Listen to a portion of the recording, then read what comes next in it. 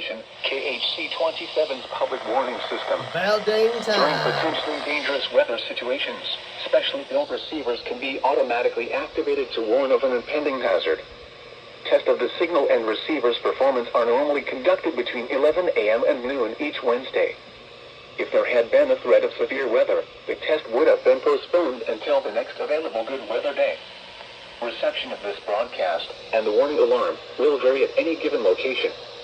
This variability, normally more noticeable at greater distances from the Wait a transmitter, minute. can occur even though you are using a good quality Six receiver. World The warning alarm will be V. activated for hazardous watches and warnings.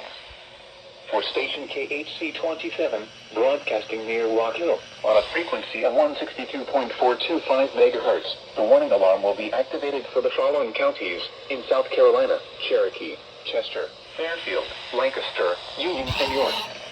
And in North Carolina, Cleveland, Gaston, Mecklenburg, and Union. This concludes the NOAA Weather Radio All Hazards Torn Alert Test.